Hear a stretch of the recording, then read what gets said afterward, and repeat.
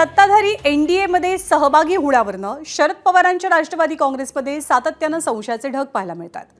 मग ते डिलिमिटेशन विधेयकाला पाठिंबा देण्यावरनं सुप्रिया सुळेंनी केलेली वक्तव्य असोत किंवा मग जयंत पाटील यांच्या मुख्यमंत्री आणि उपमुख्यमंत्र्यांसोबत रात्री होणाऱ्या भेटी। आणि या पार्श्वभूमीवर कुठल्याही स्थितीत डिलिमिटेशन विधेयकाला पाठिंबा न देण्याबाबत आज रोहित पवारांनी एक्सवरती शेअर केलेली एक पोस्ट।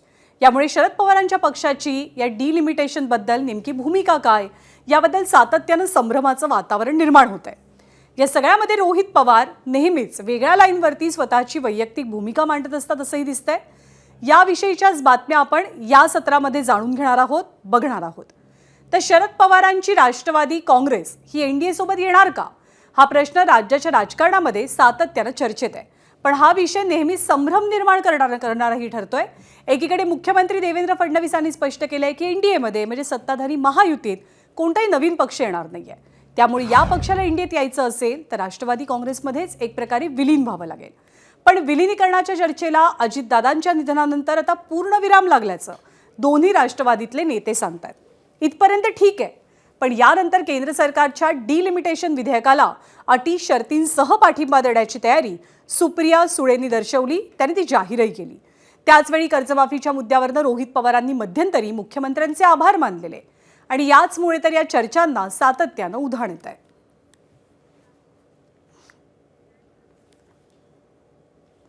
तर या सगळ्या चर्चा एक प्रकारे कार्यकर्त्यांना थोड्याशा संभ्रमित करणार आहेत। पण या सगळ्या चर्चेत सर्वाधिक संभ्रम निर्माण झालाय तो कशामुळे तर रोहित पवारांच्या एक्सवरच्या एका पोस्टमुळे। आज सकाळीच रोहित पवारांनी पोस्ट शेअर केली। रोहित पवारांनी कुठल्याही स्थितीत डिलिमिटेशन विधेयकाला पाठिंबा देणार नसल्याचं म्हटलंय। रोहित पवार काय म्हणतात जाणून घेऊया। डिलिमिटेशन विधेयक मंजूर करून घेणं हाच सत्ताधाऱ्यांचा मुख्य हेतू आहे। जागा वाढवण्याच्या आमिषात अडकून विधेयकाला पाठिंबा देऊ नका। मतदारसंघ पुनर्रचना राजकीय फायद्यासाठी वापरली जाण्याची भीती आहे। आसाममधील मतदारसंघाची पुनर्रचना हे याचं उत्तम उदाहरण असल्याचं रोहित यांनी म्हटलंय। भौगोलिक आणि घटनात्मक चौकट न पाहता सत्ता टिकवण्याचा प्रयत्न होऊ शकतो। डिलिमिटेशन आणि एसआयआरच्या माध्यमातून लोकशाहीवरती घाला घालण्याचा डाव आहे। संघर्ष करायचा की तडजोड निर्णय विरोधकांनी घ्यायचा आहे।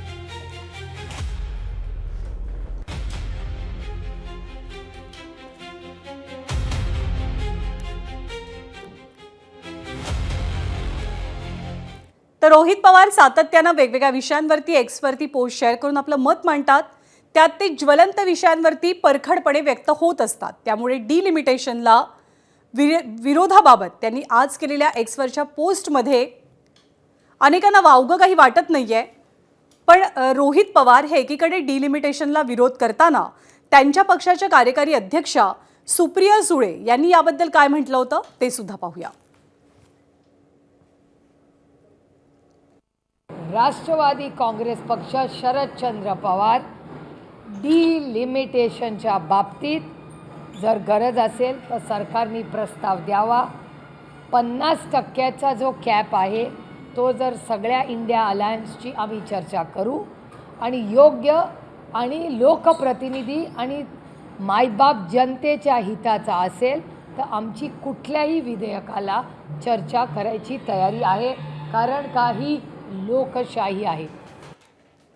तर रोहित पवार आणि सुप्रिया सुळे हे एकाच परिवारातले आणि एकाच पक्षातले सुद्धा, तरी सुद्धा या दोघांच्या भूमिका वेगवेगळ्या का असा प्रश्न अनेकांच्या मनात निर्माण होतो। या प्रश्नाचं उत्तर जाणून घेण्यासाठी रोहित पवारांची आजवरची राजकीय भूमिकांची कारकीर्द समजून घेऊया। रोहित पवार वय 40 वर्ष, राजकीय कारकीर्द 12-13 वर्षांची, पण महत्वाकांक्षा वयापेक्षा आणि राजकीय कारकिर्दीपेक्षा खूप मोठी आहे। पण याच मोठ्या महत्वाकांक्षेतून राष्ट्रवादी काँग्रेस शरदचंद्र पवार पक्षाच्या आत एक वेगळी लाईन निर्माण झाली आहे का? तशी रोहित पवारांची ओळखही मोठी आहे। शरद पवारांचे नातू, जिल्हा परिषदेपासून करिअर सुरू झालं, आमदारकी पण मिळाली, त्यामुळे साहजिकच त्यांच्याच पक्षात त्यांच्याच नातवाचं स्थान मोठं असलं तरी कुणाला फारसं वावगं वाटलं नसतं। पण तसं घडलं नाही। कारण एकीकडे पवार नावाचं वलय असलं तरी व्यक्तिगत पातळीवर रोहित पवारांचा मात्र संघर्ष सुरू झाला होता. मंत्रिपद मिळालं असतं तरी ते सुद्धा अपेक्षितच होतं अशा प्रतिक्रिया आल्या असत्या. पण रोहित पवार यांना मंत्रिपद मिळालं नाही. प्राजक्त तनपुरे, आदिती तटकरे अशा फर्स्ट टाइम आमदारांना मंत्रिमंडळात स्थान मिळालं. पक्षात कुठलं तरी संघटनात्मक पद मिळेल ही अपेक्षाही पूर्ण होऊ शकली नाही आणि तत्कालीन प्रदेशाध्यक्ष जयंत पाटलांशी एक सुप्त संघर्ष सुरू झाला.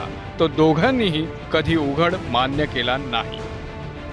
पण रोहित पवारांना आपली लाईन मोठी करायची होती आणि त्यांनी शरद पवारांच्या आयुष्यातून प्रेरणा घेत साखर कारखाना, महाराष्ट्र क्रिकेट असोसिएशन, कुस्ती संघटना यातून आपलं अस्तित्व निर्माण करायला सुरुवात केली. पण यानं राजकारणातील लाईन मोठी होत नव्हती. मग वेगळ्या झालेल्या अजितदादांच्या विरोधातच रोहित पवारांनी सभा घेणं सुरू केलं. इतक्या की एकदा अजितदादांनी रोहित पवारांची थेट नक्कल सभेत करून दाखवली. दरम्यानच्या काळात अजितदादांचं अपघाती निधन झालं. त्यांच्या मृत्यूच्या तपासासाठी सर्वात मोठा संघर्ष आणि आवाज उठवला तोही रोहित पवारांनी. अनेक वेळा इतर पवार कुटुंबियांपेक्षा वेगळा सूरही आळवण्यात आला. त्यातच जिथे आंदोलन तिथे रोहित पवार. पक्षाचे इतर नेते असोत वा नसोत, पक्षाचा तो अजेंडा असो किंवा नसो, MPSC आंदोलन, शिक्षक आंदोलन, शेतकऱ्यांचं आंदोलन, रोहित पवारांनी आपली लाईन मोठी करण्याची एकही संधी सोडली नाही. लोकसभेचे विरोधी पक्षनेते राहुल गांधींची थेट भेट घेत रोहित पवारांनी आपली लाईन अजून मोठी करण्याचा प्रयत्न केला. सत्तेत गर्दी असल्यामुळे सध्या तरी विरोधात राहिलो तरच प्रकाश झोतात राहू हे रोहित पवारांनी हेरलेलं दिसतंय आणि हीच भूमिका त्यांनी पक्षांतर्गत देखील कायम ठेवली. मात्र रोहित पवारांचा हा पवित्रा शरद पवारांच्या 10 पैकी 9 आमदारांना मान्य नाही असं चित्र आत्ताच्या एका बैठकीत समोर आलं. पण पक्ष आणि आमदारांच्या मताची तमा न बाळगता रोहित पवार बैठकीतून निघून गेले. पुन्हा वेगळी भूमिका, वेगळी लाईन. आज परत एकदा संसदेचं सत्र सुरू होत असताना, मतदारसंघ फेररचनेसंदर्भातलं विधेयक येण्याची शक्यता वर्तवली जात असताना आणि शरद पवारांचे खासदार त्याला सहमती देऊ शकतात असं असताना रोहित पवारांचं लक्षवेधी ठरलेलं ट्विट. पुन्हा वेगळी लाईन, वेगळं मत आणि वेगळी भूमिका. ब्युरो रिपोर्ट, ABP माझा.